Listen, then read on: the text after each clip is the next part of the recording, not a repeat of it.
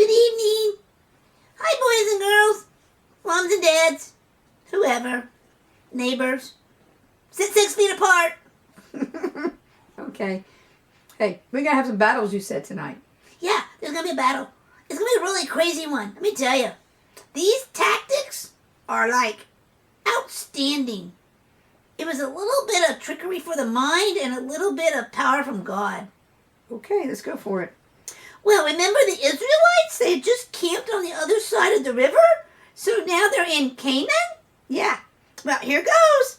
They camped at Gilgal, inside the land of Canaan, just over the edge, waiting for God's commands. Well, that's a first for them. Just about.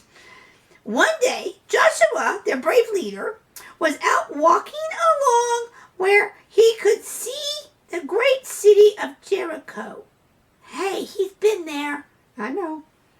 As he walked, he came face to face with a man carrying a sword. Sword. We've already done this before. Weapon. And he said, "Are you a friend or an enemy?" And Joshua boldly asked him that. He's going to be an enemy. The guy says, "I am neither."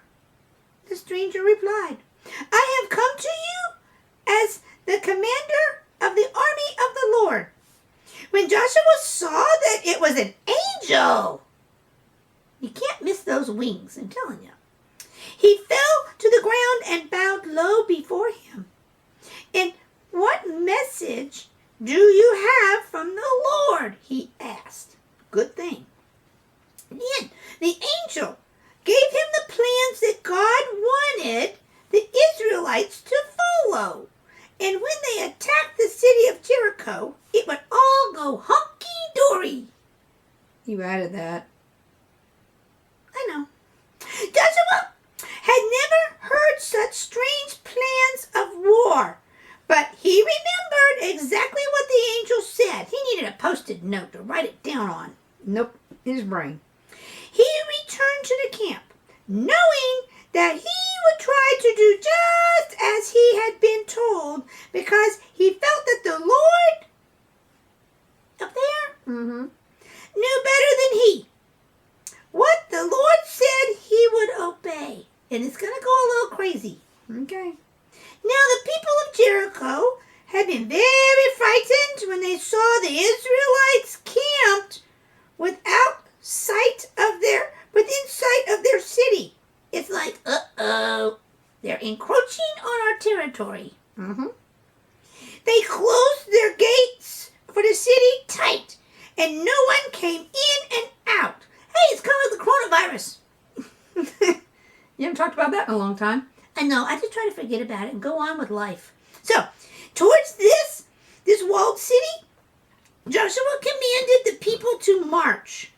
First came the special group of armed soldiers. Yeah, send them first. Then followed 7 priests with ram horns. What? Trumpets. Okay. And then, behold them, behind them came more priests carrying precious Ark of the Covenant. They were covered it and riding on poles on their shoulders. Remember, don't touch it, don't touch it. Last of all came the rest of the people, like me, marching in order. Now what? Well, they got a parade now. They ought to get attention. All the way around the walls of the city of Israel, they marched. No one talked, shh, or shouted, shh.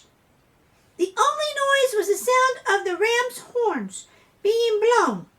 Guess the number. 7. Yeah, by 7 priests. Then they returned to their camp. Done. The next morning, they did the same thing. And then you can just keep going. For 6 days, the strange group, the parade, made one trip around the city and then went back home and retired.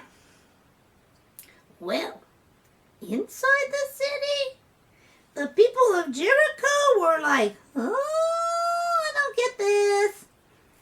And they had expected to have to fight thousands of armed soldiers. What could this mean?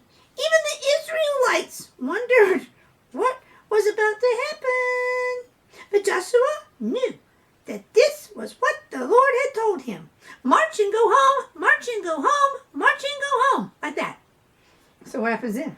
He obeyed. Somebody's finally getting it right. Okay. On the sixth night, Night or day? he called all the people together. Come here, come here. Come. Shh. Tomorrow. Why are you whispering? Because that's what Joshua probably did. You can talk normal. Oh, okay. Tomorrow, he said, we will march around the city not once, but 7 times. And then, when the ram's horns give a long blast, doop, everyone is to shout. What are they going to shout? I don't know. Rah rah shish boom bah? No, that sounds silly.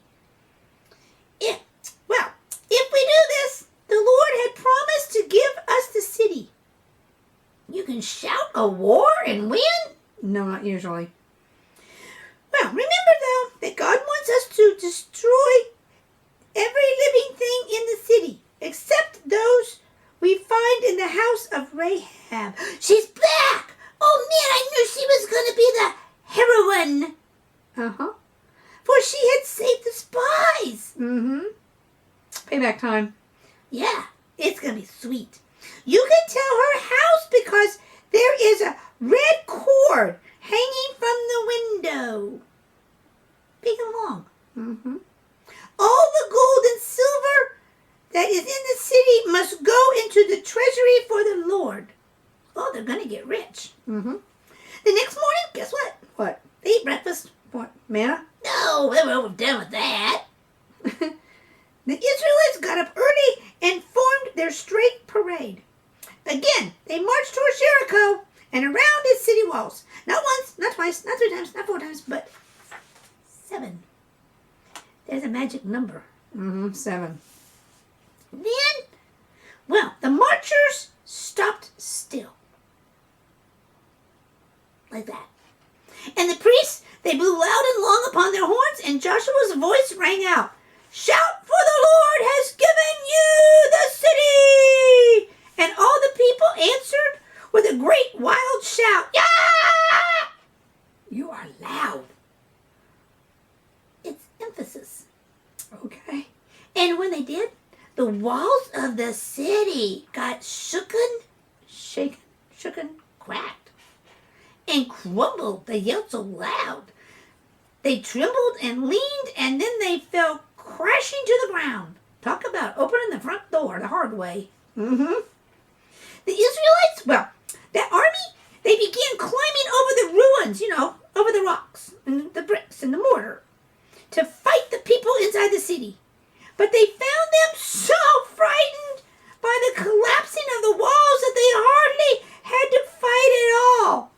I guess they were standing there with their mouth wide open. Yeah.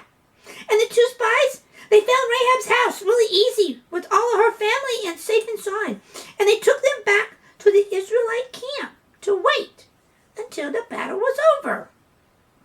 And then Rahab, she stayed and made her home with the Israelites, for she had chosen to serve their God. Good thing for her. Then later on, she even married one of the really fine Israelite guys named Solomon. Hey, he shows up in another story. He will. And she became the great-great-grandmother for David. I know that too, the city of David. There you go. Unto you, a babe will be born. Hey, this is getting closer to Jesus. You're getting there. Yeah. And after the Battle of Jericho, the famous fame of Joshua and the Israelites began to spread throughout the land of Canaan. Yeah, babe, don't mess with them. They're bad boys.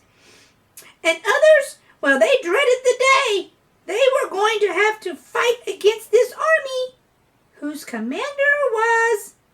No, not Joshua. God. Joshua was just his handyman, Okay. So there you go. You have Rahab safe and sound. Yeah. And the city walls came falling down. There's a song about that. I told you. Look it up on Google. Yeah.